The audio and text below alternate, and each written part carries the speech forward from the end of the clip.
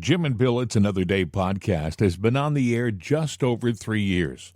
We started our 4th year in December. Some people have asked, how many people do you think you reach? Well, here's what Variety said.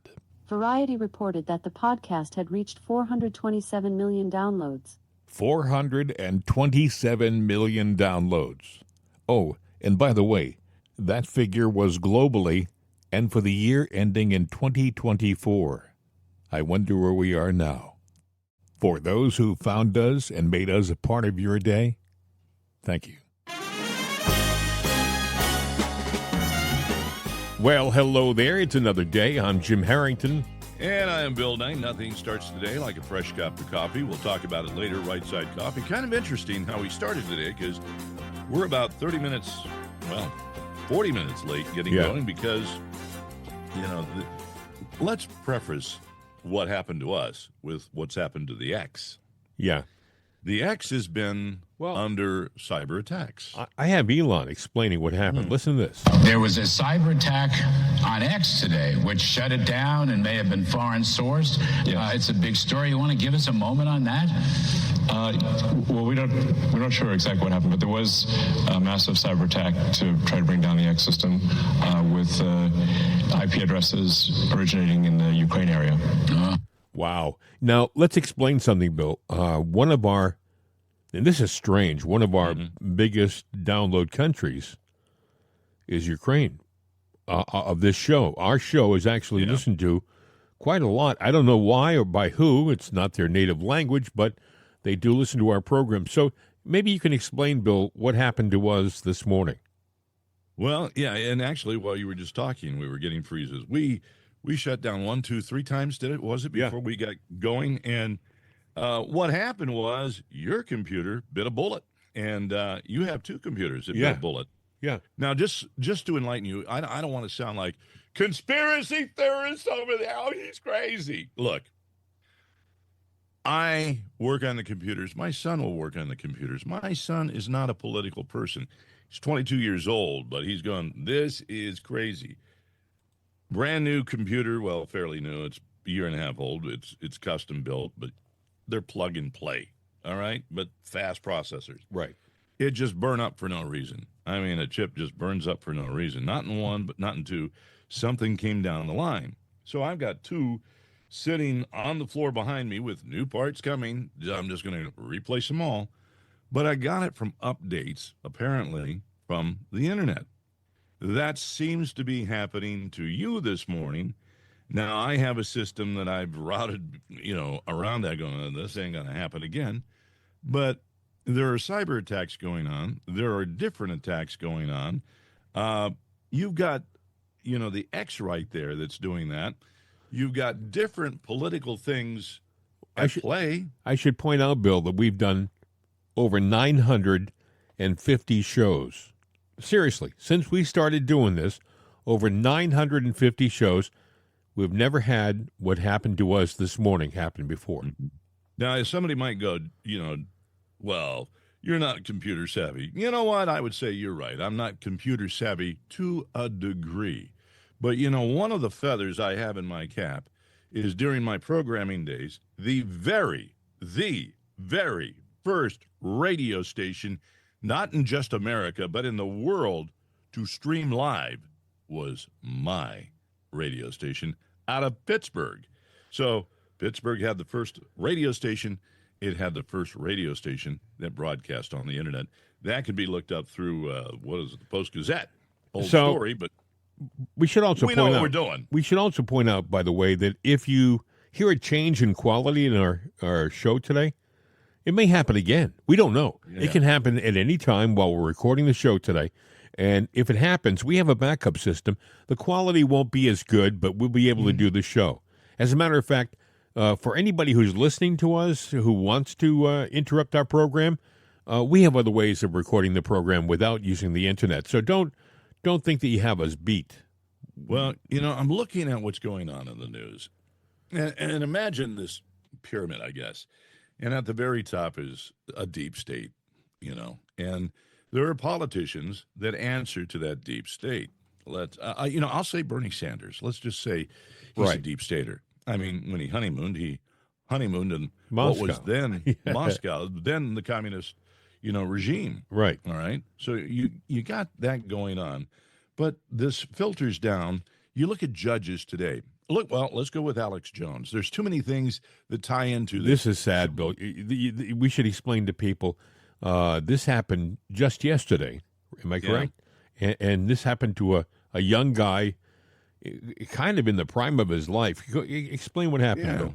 Well, he's a young reporter. He reports for Alex Jones. You go, oh, that crazy guy. Well, Alex might seem, he's very intense, but actually he's a very smart person. Yeah. He was a news reporter, and he did a lot of investigative stuff. There were things that he saw at a younger age that he said, hey, this ain't right. Yeah. Somebody got to report it, no matter how crazy they think I am. And he's got that gravelly voice, and boy, he's an idiot. No, he's not an idiot. He is the town crier of, folks, there's something going on here. But anyway, his reporter was murdered the night before. In his apartment. Parking lot. Now, Alex has connected the dots to a Soros judge. I guess because the name is out there, I'll say it. Well, I wouldn't say it. Okay, we won't. But it's a judge that was appointed. Yeah. It may be, generally speaking, there's a connection of truth. Right. And you say, well, you could point to the gun thing and all that. There really was a connection of some, semblance there. He might have gone overboard there. But in this case, this hit close to home, and it's hitting to him because the left wanted this guy shut down. So this kid is murdered for no reason. But I'm sure that whoever investigates there'll be some narrative that'll come out and say, well, that's the reason. You know, and you're absolutely correct. This is a tragedy, folks. This is a young man who was just doing his job. He worked for Infowars. Is that what? Yeah, Infowars. And Alex Jones. Alex Jones is an American. He's not a criminal. He's had problems legally. He made some mistakes that he admitted to during the Sandy Hook. He made some dumb comments. You do that a lot when you open your mouth frequently. People make mistakes. There was the narrative, the left narrative, the right narrative. He was somewhere in the middle, and he veered to a possibility. Well, he also got in front of the wrong judges, Bill. Again. Yeah. Yes. Well, okay. There you go. Now, speaking of judges, everything that Trump is doing, there is, and you can look, the judges are Democrat appointed. All right? Yeah. What are the odds? I mean, with maybe very few exceptions, a George Bush appointed judge that might fall either way, because there are dirty Republicans out there, but the predominant amount of them are Democrat judges, and they turn over everything. So they're going, these judges are coming along, even though they'll go, not in my watch you'll do this, not in my house. Well, let me tell you something, judges. It ain't your house. It's America's house. They have stepped so far for a change. They have stepped so far out of bounds right now. And here's the problem. The Supreme Court, which should be standing up and saying, wait a second, you have a boundary that you have to stay in as a judge. You have a local area of strength. You can't send out an edict as a local judge that affects the country and overrules the executive branch, but the Supreme Court hasn't done that yet. And I'm going to tell you, the two culprits, John Roberts, but that's to be expected. He's already proven that he is not really on our side. But Amy Coney Barrett, who was appointed by Trump, who owes her job to Trump and the right, has turned out to be inauthentic. Let's just say it that way. She's not the real deal. She's working on the other side. Now, people may say, how do you think Amy Coney Barrett got into that position? My speculation is that someone like a Mike Pence, all right, somebody who Trump at one time trusted because, Pence was recommended to Trump. Trump really didn't know Pence. But somebody said, Mr. President, Pence is an upright, honest-to-God guy, and you may want to look at him for your vice president pick. And Trump didn't have people to choose from. But he wanted somebody who knew the inner workings of Washington. He figured, well, Pence has been a representative. He's the guy. Well, that was the mistake. Pence, in my opinion, is part of the problem, not part of the solution. Trump knows that now, by the way. And if you notice, every so often, Pence will make a nasty comment about President Trump because he's showing himself to be the duplicitous guy that he really is. Yeah, if he worked for Trump, and maybe he doesn't agree on everything, but all of a sudden he can't agree on anything and never could, which means that he was lying, a wolf, a wolf in sheep's clothing. Now, you're going, yeah, but he's a Republican. Let me explain something. You could sit there if you want to disrupt a party. Yeah, you can go. I want to be. I'm going to be a Democrat, or I'm going to go and let's say for me, I want to infiltrate the Democrats because I get things from the Democrat Party because they don't know, the separation of Bill Knight and who Bill Knight really is. So I get this stuff going, oh, well, there are some seats that are up for special election. And we want to buy these seats, and we have the trained Democrats to win.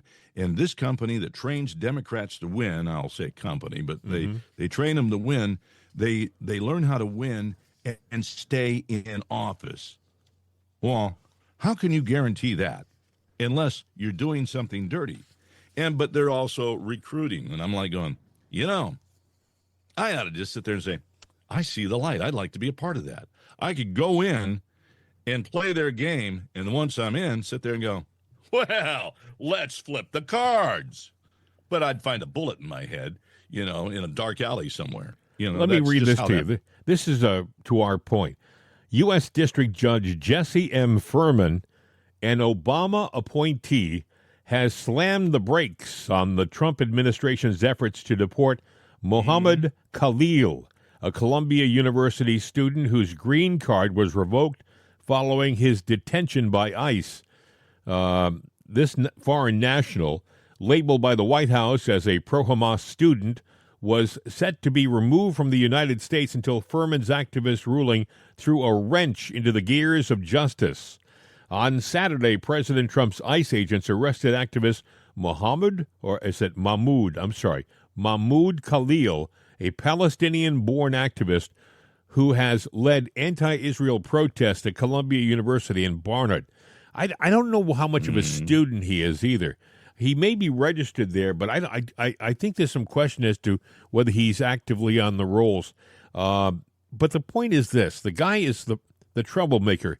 He's the rabble-rouser. And by the way, he is not a United States citizen.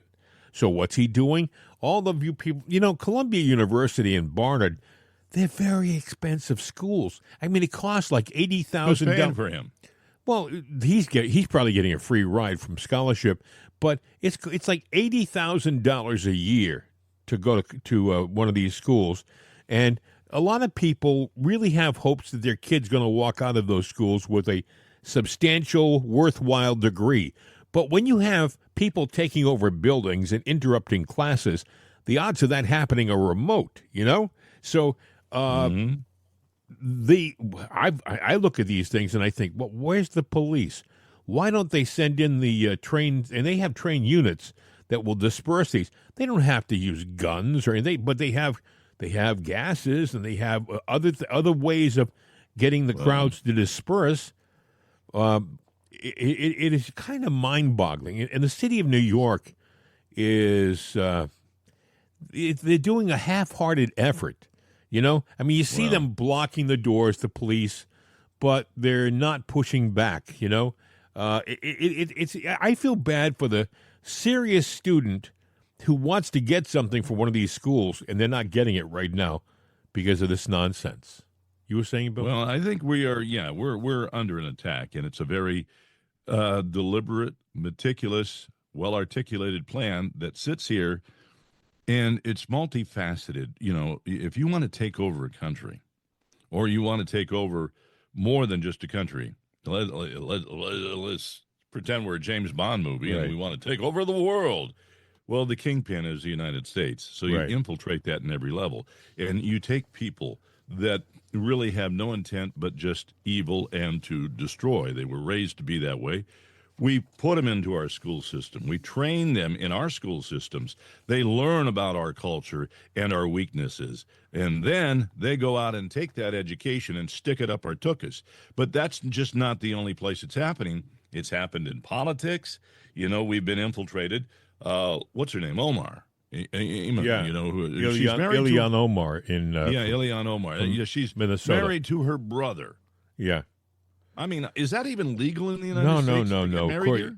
no, but see, But nobody. that's how she got her citizenship. But nobody has. See, there are no consequences, Bill, anymore. You don't. You know, it's like there are no consequences for the wrongdoings that these people do.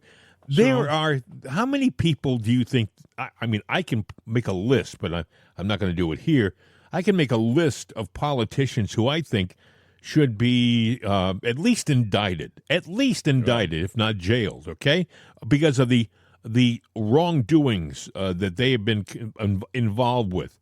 But nobody goes after them. The obvious thing, and when a politician makes $170,000 a year, and they walk out with, after they retire with $25 million, where the hell did the money come from? Well, I don't know. Ask Elizabeth Warren. She's worth $67 million, and she doesn't have the intelligence of a cucumber. And she sat there and took her $170,000 a year and turned it into $67 million. Yeah. I beg your pardon, but Yeah. And I don't even see that she's got any investments at all. She's just, the money's there. Now, she might be able to show a money trail, but I kind of doubt it, because this story goes on and on and on down the line. We have been divided into little categories. And why do they not go after each other? Because it happens on both sides of the aisle. Exactly. If they go after Elizabeth Warren, they're going to have to go back after somebody on the right. Yeah, how many people have got their hands in the honeypot? So what's happening is everybody has a passion. You know, I have a passion of something that I'm very strong about. You know, that is, well, you've heard me talk about it before. You know, child trafficking and crimes against children and women. You know, those are my hot points, and that's how you encircle me in a group with that. You know, that's my button pusher. Everybody's got a button pusher. It could be the transgender thing. We have been divided by races, transgender, your different idealisms. And by doing that, the Democratic Party goes, oh, we're the party that embraces it all. No, you're not. You're just trying to get votes for control because you're answering to somebody above you that's answering to one thing. They're trying to, in my opinion, make our country sick. Well, I mean, you don't want a healthy U.S. You don't want a country that's working on all 8 cylinders. You want to make the U.S. divided, angry, sick. And that's what the left wants to do. And that's what the deep state wants to do. Right. They are answering to the deep state. There is one supreme source, and that's it. I mean, I sent you a video yesterday, because they're attacking the church. Now, I've heard people on the left, I sit there and I say, I thought you were a Christian. Well, if you're questioning my faith, you might want to go and check your faith. Oh, you don't have any. Okay, I understand that. That's your right to do so. But now, what's his name? Bernie Sanders. Awful. We can't play it. I got to tell you something. They tried to play it on Fox, and I want to let me just explain something. It was all beeps. It was like listening to somebody pounding on their horn in a parking lot. We can't play. It's not worth playing. I'll tell you what it is in a nice way. All right, you got 2 guys drinking beer, and they're talking smack. And they're talking about their personal endowment and talking about, oh, mine's bigger than yours. Well, the song is, does your God have a big whatever? Yeah, I know. Because I feel like he's doing something to me. Yeah. All right. Now, you can use your imagination. Now you know it, but it's very verbally graphic. And that's what the whole song is about. Now, I will give the group I guess it was a different group, but the dude that's doing it is a Same guy. transgender. I think it was the same guy who did it. It was the. I think he's part of the group. Laura Jane Grace, but actually he's got his own group now. Now, I will say, as a singer, the production and everything, all right, I'm not going to question that. I'm going to say produced well. But the lyrics Despicable. and the message are garbage. You know, you could sit there and say, there is a vulgar picture of a woman. I could say, hey, the photographer did a great shot, but it's vulgar. I have a question. This is nasty and filthy. How do you and think it's an attack? How do you think he would do if he did that with Muhammad? Well, I mean, seriously, it's all bets are off when it comes to Christianity and our faith. But at least one thing I have to say about the Muslims, with all due respect, is they cherish their beliefs and they value them to a point where you better not screw around with their faith. Let me ask you a question. What would they do if somebody attacked Muhammad? I just told you. I mean, they value. They'd string him up. He'd be dead, right? They value their faith more than anything, and they wouldn't take any crap from guys like these clowns. But look at this. We have. Well, go ahead. Let me make my point. Laura Jane Grace is the guy. Is your God? Now, your God could be Muhammad. So this SOB has attacked every god: Buddha, Muhammad, Jesus Christ. Well, that's a good point. What you're saying is that everything. What you're saying is that if a Muslim hears that, he should be as offended as a Christian. Exactly. You should be totally offended, because I respect your right to believe in Allah.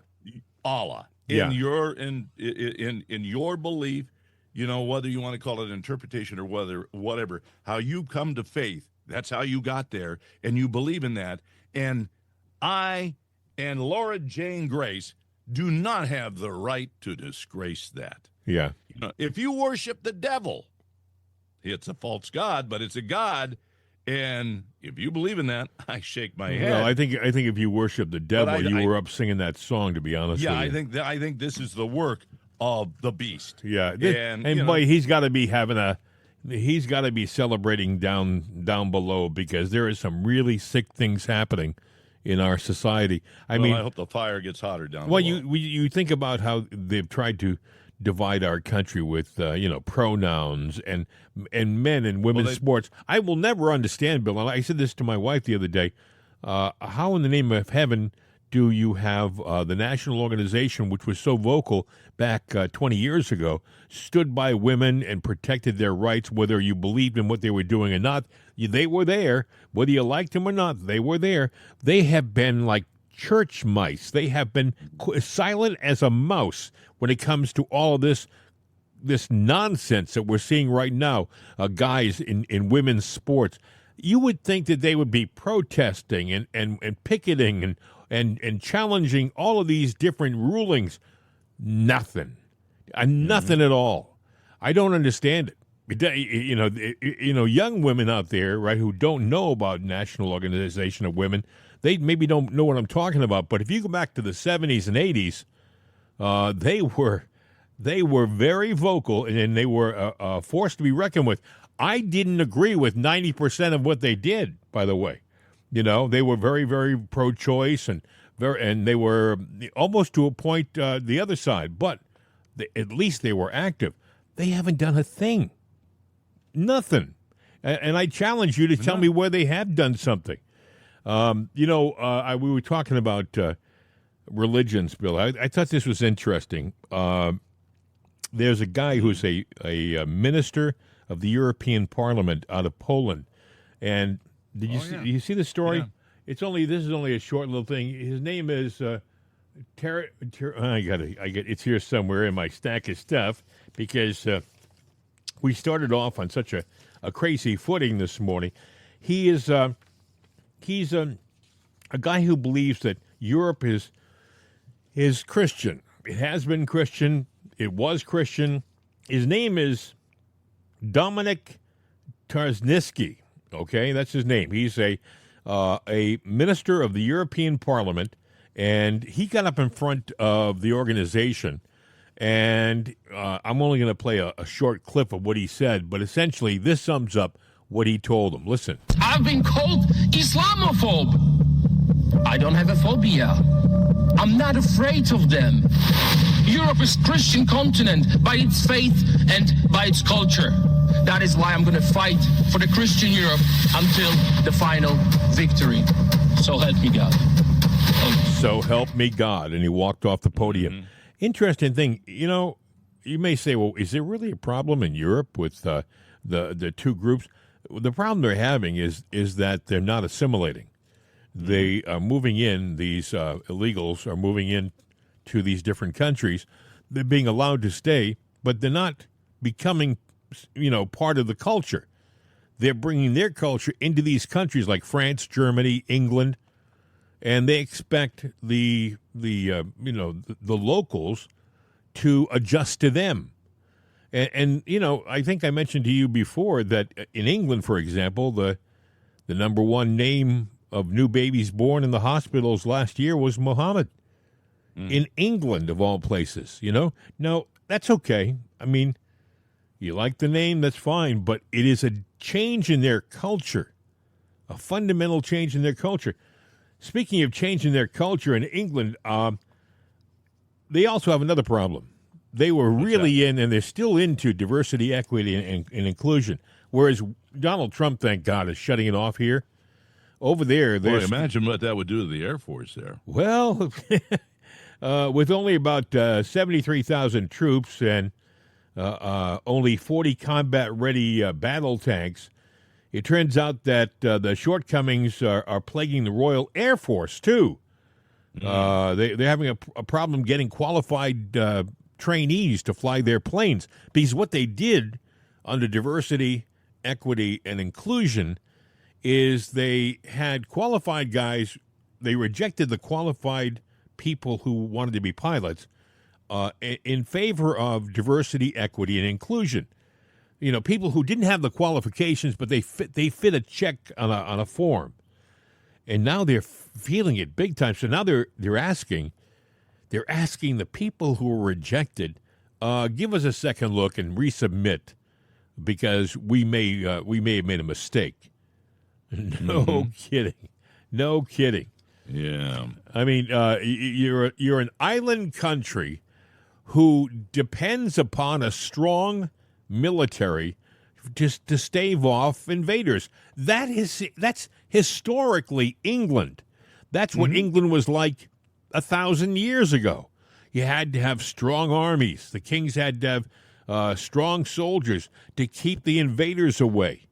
If you're curious about the religions of the world, I did a report on that not too long ago, but I can tell you the Christian faith is still the number one religion, but right there nipping at the, at the rear end of it is the Muslim faith, Muhammad. Now, you can divide the Christian faith down into little subparticles when you're talking about, well, you got Catholicism, Catholicism, yep. Yeah, Catholicism.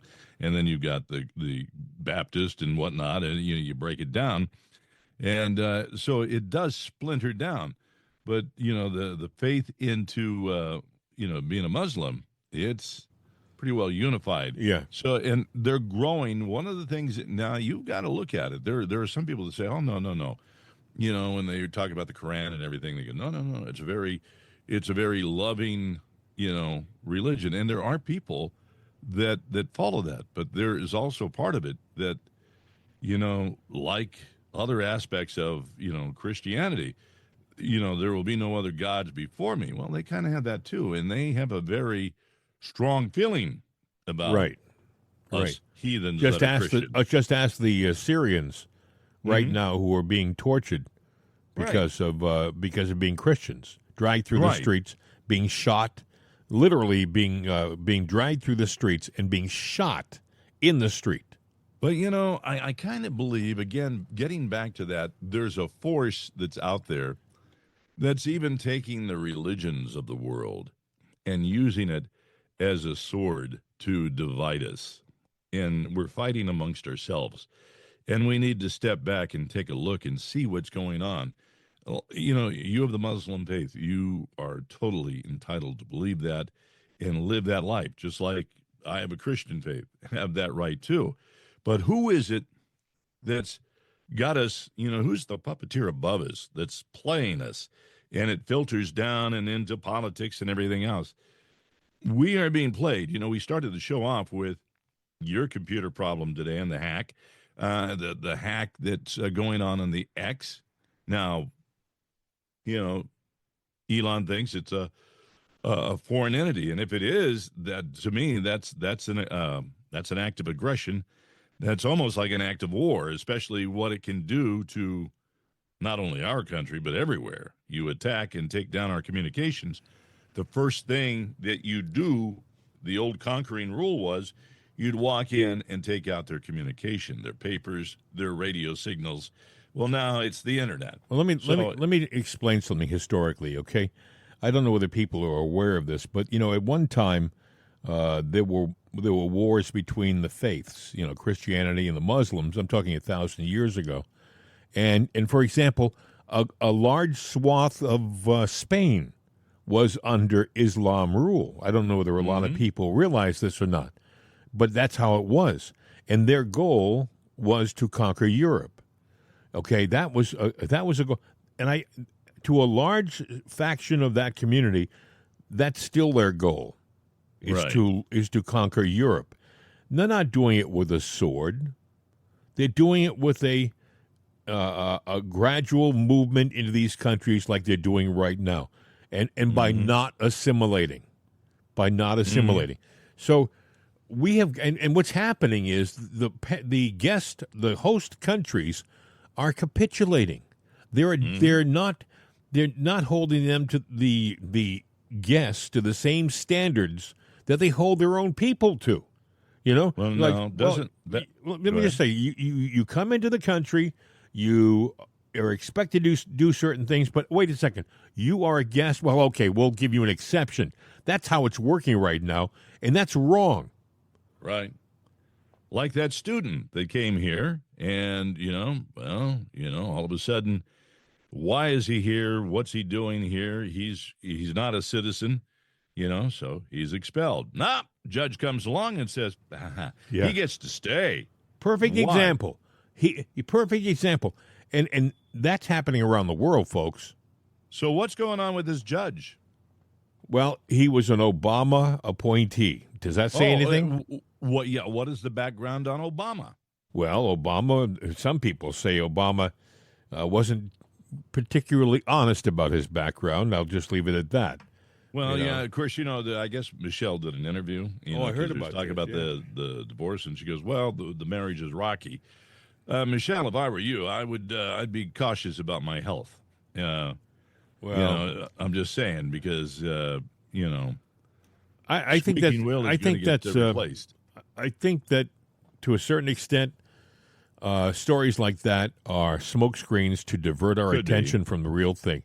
I do think, in all honesty, we got to focus on the game. Focus on the fastball. Don't worry about what's happening in the dugout. And that's the problem. They try to distract us from what's happening to our country. What I love about Trump this time around, and you can see it, Bill. Excuse me. You can see it. It's he's focused. He's more serious. He's not joking about a lot of stuff anymore. It's like he's got a determination, like he knows he only has one term and he's not going to screw it up. Well, he's got crosshairs aimed at him. We know that. I mean, look at the F-16s that were scrambled because of somebody, encroaching on the airspace of Mar-a-Lago. That was a week ago. Now it just happened again. Yeah. So they're testing, the resistance of the Mar-a-Lago defense, saying, well, you know what? Let's just keep doing this. Let's keep doing this until they drop their guard, or we find the weakness. We get them to step a little bit out of line. He's got a target on his head because he is the last stand of decency, humanity, and, for those of Christian belief, and Bill, Christianity, and even, anything here of moral and decent value. Let's think about something for a second, okay? Let's go back to July. the assault on the attack on the assassination attempt on President Trump. We still don't know all the facts behind it. We don't know why he had 6 or 8 cell phones. We don't know why he had 3 bank accounts overseas. We don't know where he got the money to buy all the equipment he had for that. We don't know where he got 2 cars. We heard 2 different rifle sounds with 2 different snipers, and we missed one. We don't know a lot of stuff, all right? And by the way, we don't know what happened to this kid before. Did he go overseas? Was he trained somewhere else? Did someone give him money? You know, he was just a kid, they said, from a local suburban Pittsburgh town, and all of a sudden he's an international assassin? Now, you have to wonder, Bill, is there a connection between him? Is there a connection between that guy Routh who tried to kill him on the golf course? Is there a connection between Routh and that guy who tried to, they call it murder by death by suicide, over at this past weekend in Washington? The guy may have thought Trump was there. You know, I'm just saying. And Bill, you talked about trying to test. Maybe that guy was testing the vulnerability of the Secret Service.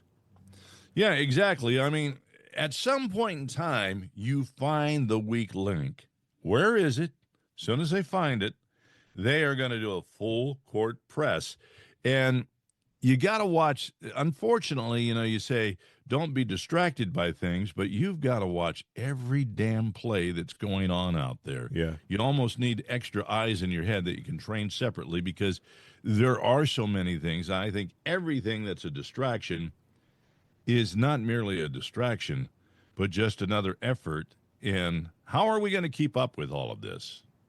I think that there's a lot of stories behind Butler, for example. They said that at the time he was in Butler, he had a very weak Secret Service security detail because the First Lady, Mrs. Biden, Jill Biden, was in Pittsburgh that day. Coincidentally, by the way, Jill Biden's in Pittsburgh.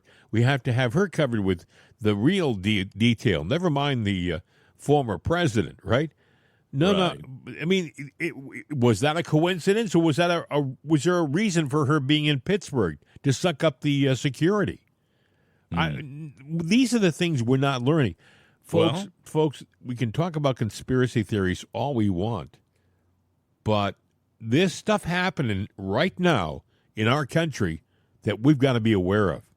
So let me ask you a question. You talked about Jill and the real contingency covering her and everything. Who was the real president of the United States when Biden was in? Don't know. And are they still in the background? You see, it turns out the majority of his orders that Biden signed, because I used to sit there and wonder, I'm going, the guy is in St. Croix, he's on vacation, but the news, Joe Biden just signed an executive order today. Really? Somebody slipped him a pen and they flew it back to D.C.? Yeah. It was signed by Otto Pen. Yeah. Everything, just about 99.9% was signed by Otto Pen. Yes, the president of the United States, Otto Pen. So somebody had to make a decision, and Joe was on vacation. He was catnapping or whatever. The only time out there was Jill, and she might have got to say a few things. But I'm saying there is something either in the basement or somewhere tucked away in the White House that funnels to who's really calling the shots. And the Democrats want to protect that because that's who they answer to. All right, the question is, all of the executive orders, all of the rulings, all of the appointments that were made with Otto Pen, are they void? Well, in my estimation, they should be. If you ask me about this whole thing, we need to find a way to freeze and shut down the federal government in its entirety, except for the basic things that we need, your Social Securities and whatever, payments that we have to exist. And we break it down to bare bones minimum to run it as we dismantle and go through piece by piece and see where the problems are. Well, that's what's happening right now. And the left is squealing like it's you're doing something terrible, but it's happening. I think we have to be. It's going to have to be bigger than that. I mean, they're going in methodically doing it, but they're squealing. It's got to be a bigger, tougher thing, and it's going to be painful. And I think when we do it, because there's already other countries going, we got to look at our budgets too, because there's probably waste and fraud here. Well, yeah, there probably is. Elon Musk will be the first to tell you that he's the target of numerous assassination attempts and threats. People don't talk about this, but he said, hey, I get them all the time now, and I don't know why. Look what happened to his dealership in Manhattan. They broke into it, smashed stuff, broke windows. This for what?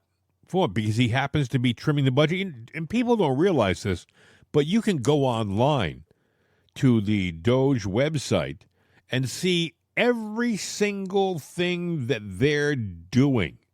The evaluations and the rulings, every single thing, every step they take is on the Doge website.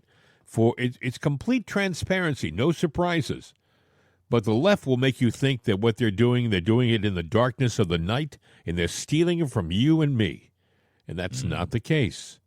But it's not. But they do control the media, and the media, even though nobody's watching, nobody's paying, but they do know that they still have the bully platform, and that they control all the internet stuff and everything that's out there. That's why the media shuts down on the weekend. But that's when they take, right now, it's Tuesday. Somebody is writing a hit piece, a terrible, disgusting hit piece. What it is, I don't know. They're using their creative caps to think of it. And then Friday around 7 o'clock, 6 o'clock, when everything's shut down, they're going to hit with it. And it's going to go to all the media outlets and go viral. And you're going to get it on your feed line in your news. And you can't shut this crap down anymore. You go, I don't want to get this crap. You shut it down. Well, there's an update. There it is again, because they want to shove it down your throat. Let me tell you something. We are in a strange situation right now, and it's not going to get any better anytime soon. If you look at X, and you say, well, why would they have hacked X? It's because, with all due respect, a lot of older people may not realize this, but the most reliable and effective and the most popular news source right now amongst millions, make that billions of people, is X. Mm-hmm. Is X. Yeah. They're getting their news from X. You say, how can they get their news from X? Easily. It's unfiltered. It's just getting out there. Mm-hmm. You're not getting the spin put on it by the different news agencies like CNN and MSNBC. So that's why he's being effective. So they try to shut it down. They try to turn it off. They try to interrupt its feed. But here's the stupidity of it. With if Ukraine didn't, I had two different thoughts about this. It came out of Ukraine. They said the Ukraine area. Mm-hmm. That could be shadowed. If Ukraine did that, all right, they're crazy, because the only way their armed services right now are communicating is via, was it Starlink? Mm-hmm. That's owned by Musk. If Musk gets ticked off... He's not going to shut it down, though. Well, he can shut it down, is what I'm trying to say. If they try to interrupt his livelihood, his business, he may say, to heck with it. I'm pulling it. And if that happens, they have no communication. Ukraine army will be overrun. The other thing is, shut down for there, will it shut down other people? The other thing is this: Russia, they may have to look at. We can hack into into X and make it look like it's coming out of the Ukraine, and make the Ukrainians look bad, and maybe cause them a problem with the United States.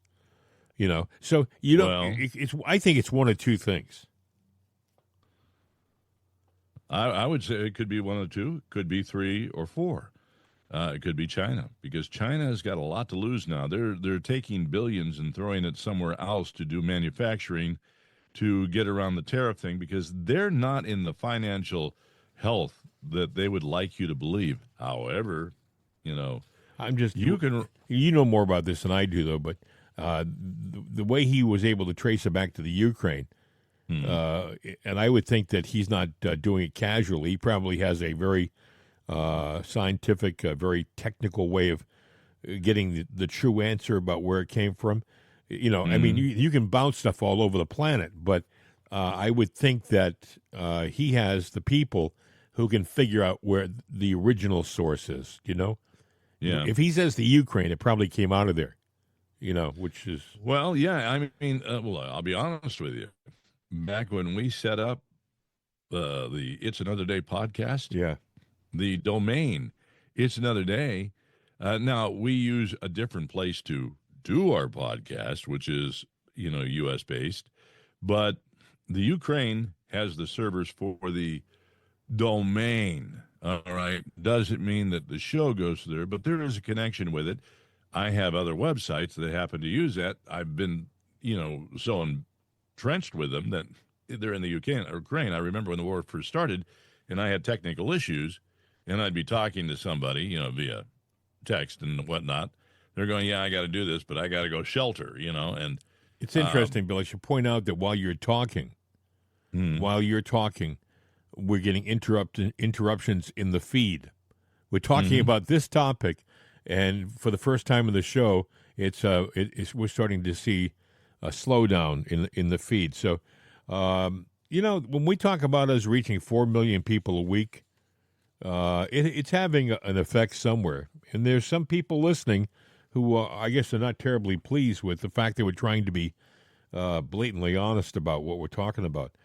Well, theoretically, you reach more than 4 million people a week. You're reaching virtually the entire population. I mean, we go right to the throttle of their computer, and even if you've got a website that you're going, man, nobody's, there's ways that they measure everything, whatnot, but technically, chances are, your site has been hit. In other words, somebody has seen it. They may not have stayed on it too long, but you have been discovered. So what you're saying is that they may register 1 downloads when in reality you may have 10. Could be, yeah, but there's an impression there. In other words, like in advertising stuff I get, they'll go, well, you had 4 million impressions. You only had, out of that, 4,000, clicks and out of those clicks, you have another percentage that's a response. But people are aware of who you are and what you are. Yeah. And they come back on a regular basis, and everybody has, look, I used to listen to radio. I still do when I'm in the car. But I spend so long on one thing and I go to something else. You punch around. You do the same thing on the internet. You do a word search. You get what you want. You're in, you're out. You may take that story that you want and go, yeah, I downloaded it. I'll look at it later. Now, they're not reading that, on your time in live time. Yeah. Follow what I'm saying? Yeah, I do. What I don't understand is why, with all these people listening to our program, they haven't tried Right Side Coffee yet. Jim and Bill's Right Side Coffee. Have, but well, yeah, that's not true. enough. We've got to get more. And if you have thought about trying the coffee, be proactive today. Make today your proactive day and try our coffee, will you? Because it helps us to support the show, to promote the show down the road. We are not using Patreon or any of those other GoFundMe type things. But, there's a point where we may have to. And this is our 4th year. Well, and so Right Side Coffee's a delicious medium blend roast, a medium decaf roast. It's not going to disappoint you flavor-wise. And we also recommend that you give it to your liberal friends because it may change their opinion about life. You go ahead, Look. Bill. Well, I was just going to say, when you talk about other podcasts, other shows, other products, they slam it in your face. So many times you're tired of hearing about it. But that's actually the old rule is when you're tired of hearing about it is when it sinks into the people. We are kind of the unbroadcasters. We don't sit here. Well, you're talking about it right now, but we don't sit here the entire show and talk about, hey, get our coffee. Hey, make a donation to Patreon. We don't do Patreon. We do the coffee. That is our Patreon.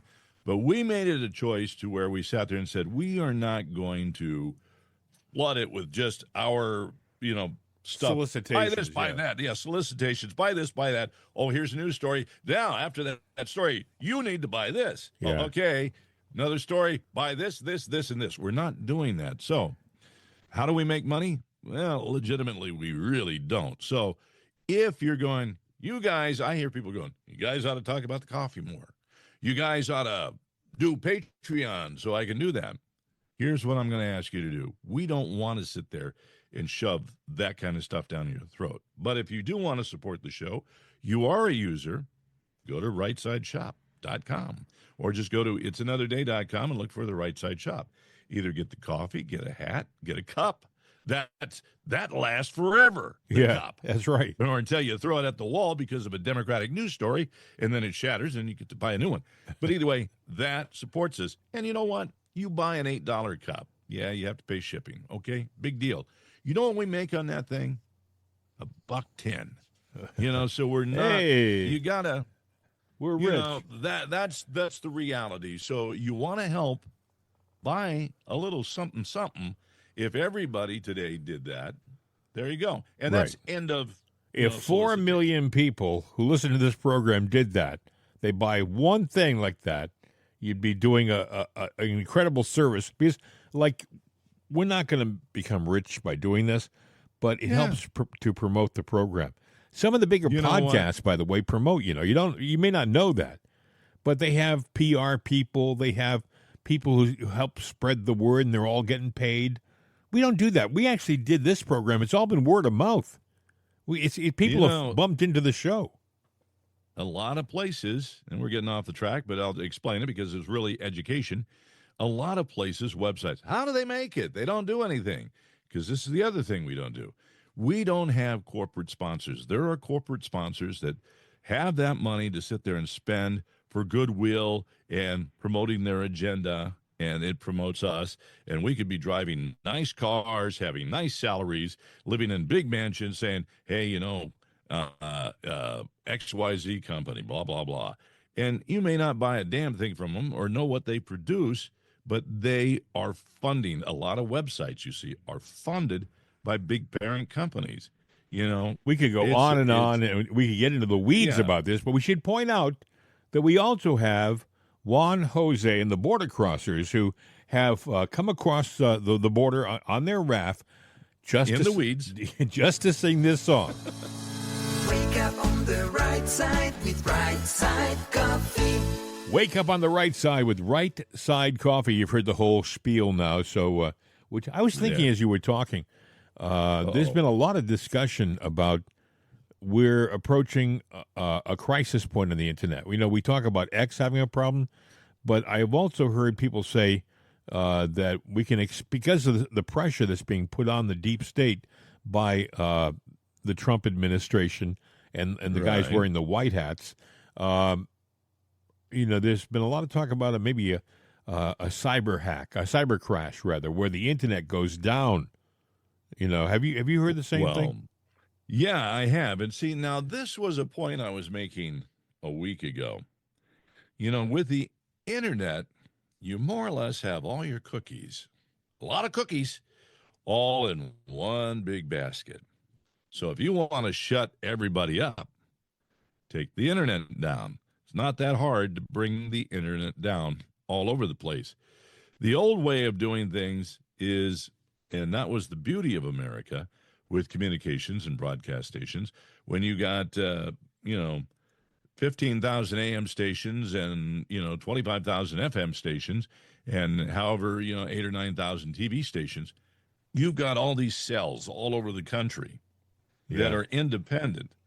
You cannot take them all down physically unless you nuke the entire place because, they're independent. They were made that way, and there were people there that were real human bodies in them, and that was part of our security network because, you'd get the word out. Now we've switched over to the internet, and it's a wholesale condominium. Oh, you can take everything out by taking down that condominium.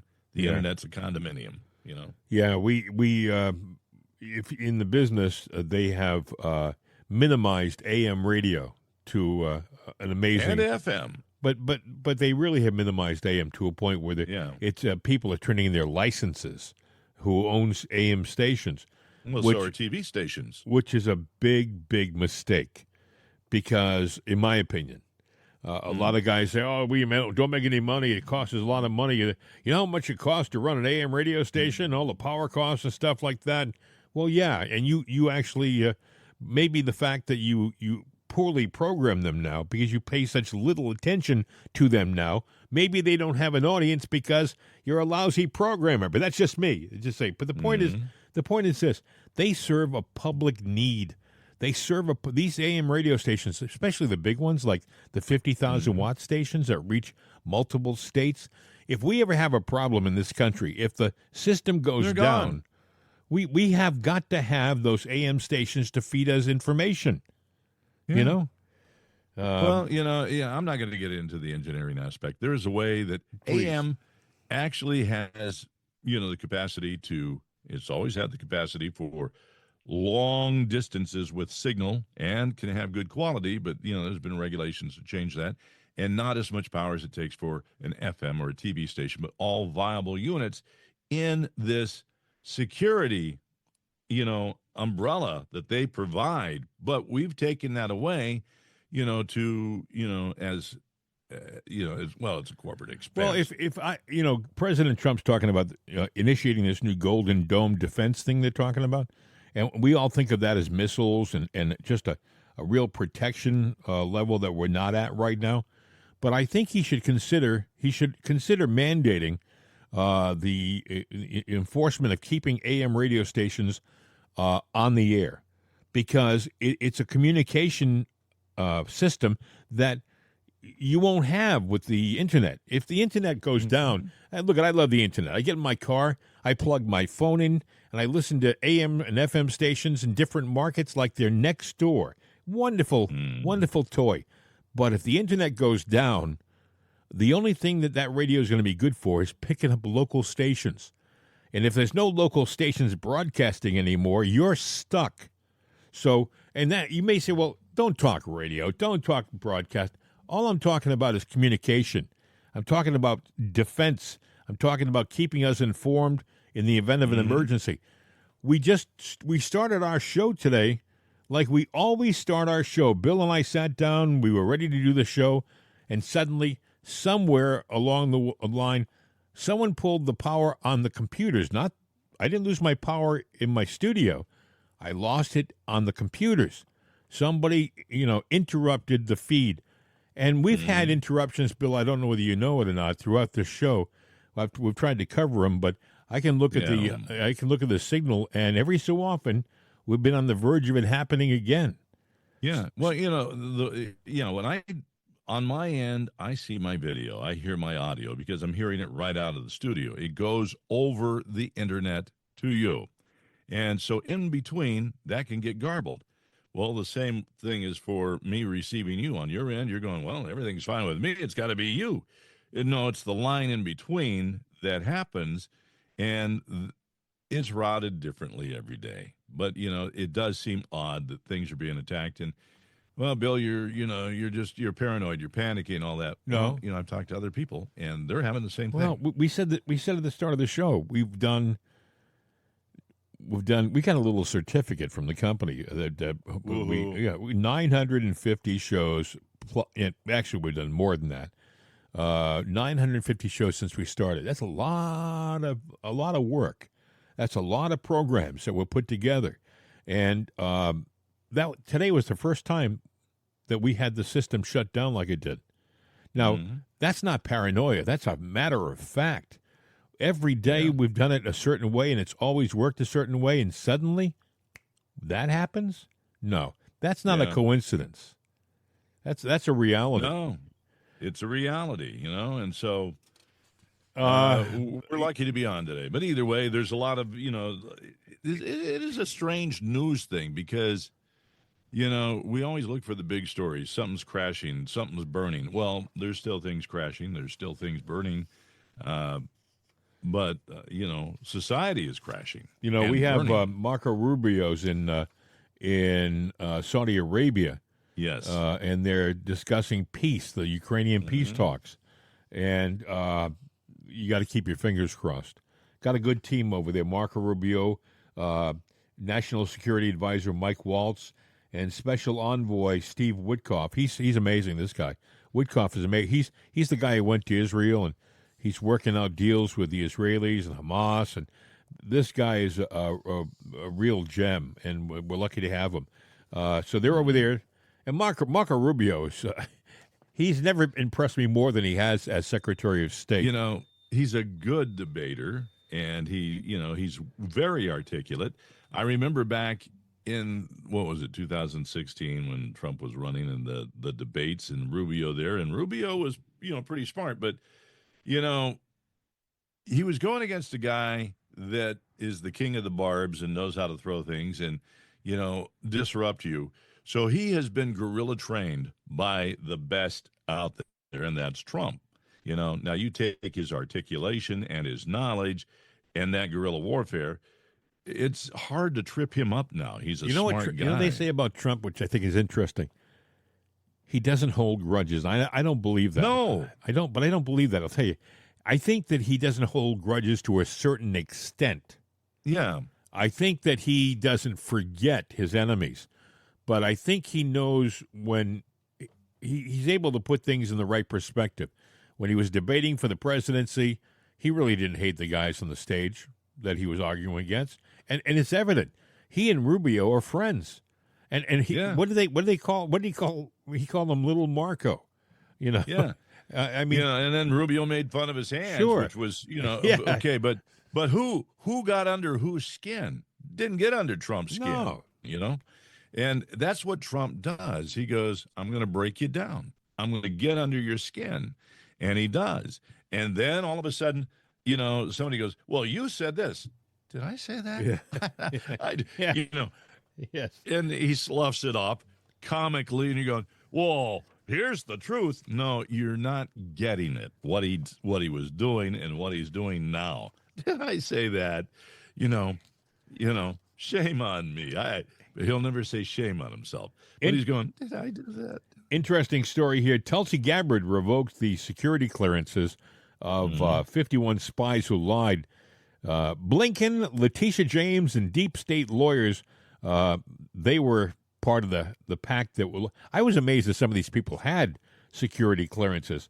It says Director of Intelligence Tulsi Gabbard revoked security clearances from the 51 spies who lied, several Biden-era officials and deep state lawyers. Joe Biden, by the way, is no longer getting daily briefings. I don't think he would understand anyway. I don't think he got daily briefings when he was president. Last month, President Trump stripped the security clearances of at least 8 corrupt antagonists who worked for the Biden administration or targeted him for ruin over the past several years. Here's just a handful of them. Former Secretary of State Anthony Blinken. Yes, he's not cleared anymore. He's got his security pulled. Former National Security Advisor Jake Sullivan. Boy, 2 guys that really deserved it. New York Attorney General Letitia James. I was amazed she had one. Manhattan DA Alvin Bragg had a security clearance. No more. Not anymore. You know why they had to have one? Because they were used for political warfare. And so they had to have clearance to go in and get stuff and then rework it and fabricate it. But wait, there's more. Biden's deputy AG, Lisa Monaco, corrupt prosecutor Andrew Weissman, deep state lawyer Mark Zaid, and Norm Eisen, the man behind all of the lawfare against President Trump. All their security clearances are gone. And someone said to me, Bill, that's a real loss in revenue because part of what they sell as a lawyer or an official is that they have access to certain information that other people don't have access to. Do you know? So they're selling their access to the government. Sort of, yes. Is that a surprise to you, Bill? No, it's not a surprise, but no. I'm just restating it so that sinks into your head. Yes. That they have access, and that's worth money. Yes, How much it is. money is it worth? Let's take another look at your books, Hey, another story, Bill. I think we really dodged a bullet with Kamala. Not that she ever really came close. Yeah. Failed Kamala? Kamala, or Kamala, or whatever you want to call it. She was at a AI conference called Human X, and this was in Las Vegas over the weekend. And she was up on stage and she was talking, and they said, and I wasn't there, but I have some audio here I want to play for you. They said the lady was intoxicated. Okay, I'm just no. Yeah, come yeah. on. Well, she was supposed to be talking about artificial intelligence, which I think is ironic. And she spent most of the time talking about Doritos. Listen. So I was willing to give up whatever might be the tracking of Kamala Harris's particular fondness for nacho cheese Doritos for the sake of getting a big bag of Doritos as I watched the Oscars. That's the consumer behavior. And that's right, but here's the thing. At what point do we also uplift and highlight the consumer's right to also expect, and you can debate with me if it should be a right, I think it should, to expect that the innovation would also be weighted in terms of solving their everyday problems, which are beyond my craving for Doritos, but about whatever, and I know the work is happening around, the scientific discoveries, for example, to cure long-standing diseases. But I'm going to throw out another one. And you all, again, please get back to me any information you have. I would love it if there would be an investment of resources in solving the affordable housing issue in America. Like, help me with that. She tried to explain innovation and AI, but veered off script and talked about her obsession with Doritos. Doritos. Oh my! God. What goes good with Doritos is ice cream. Really does. Yeah. Well, she could have said that; it would have got more of an applause. Look, Kamala. I'll give you a little secret here, a little recipe just for you. Maybe a little bit of, Haagen-Dazs vanilla ice cream. Put, a little bit of. You could do rum or a little bit of vodka in there. And then put it in a blender with Doritos, and you'll have a Dorito vodka ice cream drink. She'd eat it or drink it. I don't know. Haagen-Dazs ice cream and Doritos and what was it? It sounds fattening. You see, everything I like, by the way, is fattening or against the law. So Well, Doritos and alcohol, because obviously she was drinking a little alcohol with those Doritos, because I have a love for Doritos, and it is my right. And you think your husband would talk to her and say, "Hey, look, you're going to go on stage in front of millions of people. It's not just the people in the room, but there are going to be TV cameras here, and this is going to affect your whole career. So be on your best behavior." The other thing is this extemporaneous talking that you try to do, don't do it. Don't try to be thinking off the cuff. You're not really fast at it. Maybe you should work out a script and maybe a speech so you sound like you know what you're talking about. But, yeah, she's kind of a lonely person because the only person that likes her conversations are her. Yes, that's true. It's going to be an interesting week. I worry about our president. I worry about his security. I worry about Elon Musk's security. There are some bad actors out there. I mean, when a little news reporter down in Texas gets murdered in his parking lot, in his driveway, essentially, right? For what? No good reason. They said he was a good guy. There's something really wrong. There's something wrong with the system. Something rotten in Denmark here. Maybe he was touching a nerve somewhere, and this was their way of getting back at him. Or it was a signal to Alex, a message to him. Yeah, it probably was. I mean, I think you're going after the wrong guy because I think he's kind of fearless. Well, they want to shut him up, and he's fearless. They want to shut him up. They're going to have to shut him up, and I'm not recommending that. But I'm saying he's probably got an eye open now.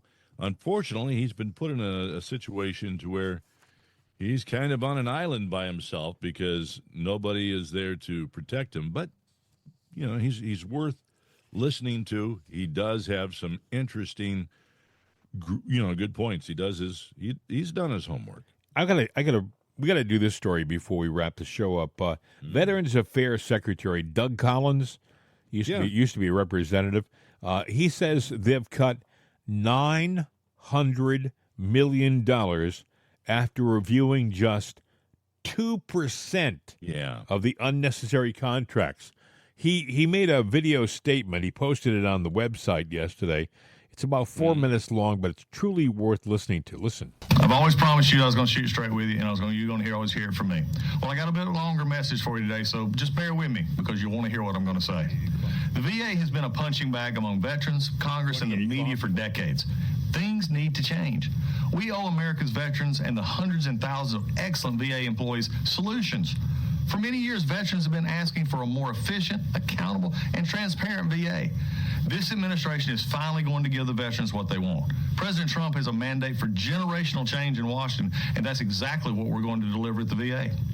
We're going to make the department work better for the veterans, families, caregivers, and survivors we are charged with serving. And here's how we're going to do it. In response to President Trump's Department of Government Efficiency and Workforce Optimization Initiative, VA is conducting a department-wide review of its organization, operations, and structure. Central to these efforts is a pragmatic and disciplined approach to eliminating waste and bureaucracy, increasing efficiency, and improving health care, benefits, and services to veterans. This will be a thorough and thoughtful review based on input from career VA employees, senior executives, as well as the top VA leaders. Our goal is to reduce VA employment levels to 2019 in-strength numbers, roughly 398,000 employees, from our current level of approximately 470,000 employees. Now, that's a 15% decrease. We're going to accomplish this without making cuts to health care or benefits to veterans and VA beneficiaries. VA will always fulfill its duty to provide veterans, families, caregivers, and survivors the health care and benefits they have earned. That's a promise. And while we conduct our review, VA will continue to hire for more than 300,000 mission-critical positions to ensure health care and benefits for VA beneficiaries are not impacted. There are many people complaining about the changes we're making at the VA. But what most of them are really saying is, let's just keep doing the same thing at the VA has always done. No, not going to happen. The days of kicking the can down the road and measuring VA's progress by how much money it spends and how many people it employs rather than how many veterans it helps are over. Here's just one example.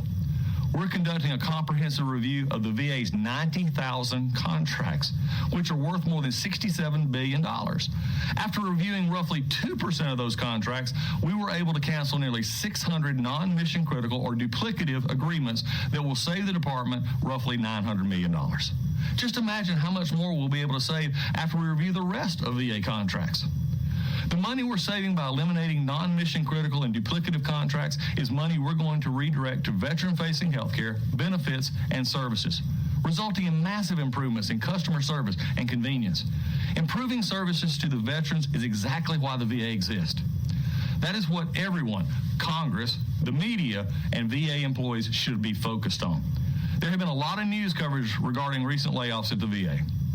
Now, we regret anyone who loses their job. It's extraordinarily difficult for me, especially as a VA leader and your secretary, to make these types of decisions. But the federal government does not exist to employ people. It exists to serve people. At the VA, we are focused on serving veterans better than ever before, and doing so requires changing and improving the organization. Look, the VA was never perfect, and it will never be perfect, but we can and will make it better. When we find problems, we will fix them. When we will communicate what we are doing to the public. That's what I'm doing right now. But we'll be making major changes, so get used to it. Right now, VA's biggest problem is that its bureaucracy and inefficiencies are getting in the way of customer convenience and service to veterans. As I have said before, we owe American veterans and hundreds of thousands of amazing employees solutions. And mark my words, that is what we will deliver. Doug Collins, Secretary of the VA. Yeah. He's so right. And, there are so many stories about veterans who are waiting months for services, who are literally, some of them are dying because they can't get the services they need. They have been forced to go with certain doctors that they would prefer not to go with. And maybe they've been discouraged, or even they've been told they can't use their own doctors for certain procedures because it doesn't fall into a certain category or plan. There's so many obvious fixes in the VA, and I think this is a great thing. I think in the long run, after 4 years, we're going to see a much stronger, more streamlined and effective Veterans Administration. Like he said, it'll never be perfect. And, it's run by people, and there are good people and bad people, and you don't get all the bad people out of the system, no matter how hard you try. You're going to run into somebody who will make the place look bad. But he's going to try, and I like that. I think it's great for the veterans. Go ahead, Bill. I'm not a mathematician, but $900 million, that they found in 2%. And he says the budget is, $66 billion. But either way, you take that $900 million of 2%, you extrapolate it out with the waste added to it. I mean, that $66 billion is really costing us maybe $88.5 billion. And the real expense is probably somewhere down in the $30 billion. And all that waste, where is it going? Who's getting it? And what could we really do with the money to help out the veterans and other people? Oh, absolutely. Absolutely. And people are, you're seeing the networks are showing all these unemployed people having their rallies and stuff. And again, nobody likes to see anybody lose their job. By the way, they were also saying, I've also heard reports where a lot of those people, those rallies, are being paid to be at the rallies. Would you believe? They're actually part of a project from the left to make it look like there are more people who are in support of the rallies than there really are. A lot of people who have been relieved of their positions, they're too busy going out and trying to get a new job. Yeah. It is what he said is they're not in the business of employing people; they're in the business of serving people. I thought that was a great line, and it's so that's true. Yeah, and somebody might be questioning the numbers I got there, but I'm going by the $900 million out of 2%, and his statement of $66 billion, and simple math will give you the numbers that I got there. And that's a lot of waste. So I don't care how you want to sit there and argue it and cut through it. And when you have that much waste, Bill, there's someone getting money out of it. Yeah, there is. And, I was looking for an email here because, I mentioned the Democratic Party. They're out there, they're recruiting people, they're recruiting donations, and they're saying they're investing money from other sources. And I'm like going, well, what are these other sources? Well, I would say that's it right there, to train their candidates on how to win and how when you train somebody how to win and keep your job there, but you're doing policies that not anybody wants or votes for, that means they're training them how to steal, cheat, and steal. If you are a casual listener, not paying a lot of attention to politics, you may ask, I hate seeing these people lose their jobs. Nobody likes to see anybody lose their job. But when you hear about that kind of savings from wasted money, $900 million wasted, you may say, well, what is this all going to mean in the long run? Well, it might mean, for example, the elimination of income tax. How would you like that? Would you like to be in a situation where you had no income tax? Trump has already said, by the way, that he wants to have no tax on Social Security again. Okay. Let's take let's take that $900 million, and he said $66 billion, for, what's going on there is the true budget. And I gave you some numbers, but let's just take that. How many more projects are there out there, programs that are out there that cost billions of dollars and might be at that 50 to 70% waste level?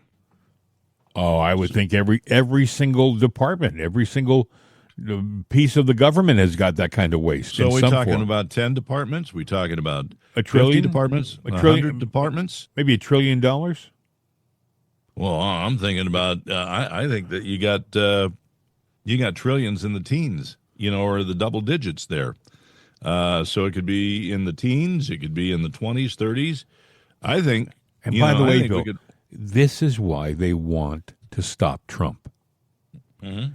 Because it all gets down to the money, dollars and cents. Right. But, we're spending money that there is not physical wealth for. I mean, yeah, there's a lot of money on paper, but money still is backed up by something, the might of the government, my promise to you that we can do this. Whereas, for ages, it's been backed up by gold. We still got gold. I'm still getting back to, I don't know that the gold is sitting there. I don't know that it's been heisted and shifted to secret vaults, and we don't have anything. Well, Just saying. I wouldn't be surprised, but maybe that's why they decided not to put the money based on gold and put it on the might and wealth of our country. Remember, but then that means it's worth diddly squat. It's as strong as we are. As strong as we are as a country is as strong as the dollar is. So we're the bully on the block. You got to be the bully on the block. You're surprised? You're surprised? No, I'm not surprised. Yeah. I'm painting the picture. I saw a Democrat going, but they were right and they were wrong. They were going, I just realized. We always talk about the bad guys, and we're the bad guys. Yes, we are. But let me tell you something there, friend. It is your side, the things that you are talking about. I'm not saying that the Republicans are free of guilt, but you know what? It's our political system and some of the people that we have voted in, or we thought we voted in, that are guilty of sin. Well, you made a good point. It has been both sides for, in my opinion, decades. You think you're getting a whole different point of view when you vote in a Republican, but then they don't really change a hell of a lot. I mean, Reagan tried. He did try as a president, but he didn't have the support that Trump is a different kind of guy. Reagan was a tough guy, but Trump is a street fighter. Trump is the kind of guy that can have a lawfare come after him. He doesn't care who's coming after him. He'll stand up for no matter who it is and where it is. So we're seeing things happen right now that I don't think we've ever seen happen in our country. We're seeing an autopsy on the system. Yeah, this is bigger than your feelings. Whether you're transgender or you're a whatever, you are homophobic. It doesn't matter what your little isolated, quirk is. It's bigger than that, and you got to focus, keep your eye on the ball is what they're saying. Well, and it's a big wasteful ball. We're going to see a lot of people on the left. We talked about the assassination attempts, and we talked about the fears that we have that there may be more. That's all part of the other side, in my opinion. The closer he gets to making these changes, the more desperate the other side is going to be to stop him. Mm-hmm. And nothing's worse than a cornered animal. That's the most dangerous. Don't get too close. It will snap and infect you. It will bite you, just so you know. Hey, look, I think it's been a great show today. If you think, and you've listened this far into the show, you've gotten to here, then you probably believe it's a good show, too. Do us a favor. We do not do Patreon. We do not do any solicitations, but I am saying check out our Right Side shop. Find something there that you like. We promote the Right Side coffee, the cups, the hats, the shirts. We will put more product up. It just takes a while to get in because really, when we talk about our designers, it's Jim and I that have to sit down and go, okay, let's take some time and do this. But either way, it is a tangible way for you to sit there and support us. That's my spiel. We use two of our closest friends. You and me. Well, there's four. Other? Well, no, actually, there's six. Me, myself, and I, and you, yourself, and he. There we go. I love how you use your pronouns. We also have Juan Jose and the Border Crossers. Got to pay for them. Wake up on the right side with Right Side Coffee. And my friend, I think with that, we can wrap this one up. It's been a busy program. And by the way, I feel lucky we were able to get through the show without the thing going down again. You For know, the most part, yeah. So you want to wrap this up. You do have the wrapping paper and the Scotch tape? I do indeed. Yes, I got the bow. Good. Wonderful. So, with that said, I'll just say, hasta la vista, baby. We're out of here.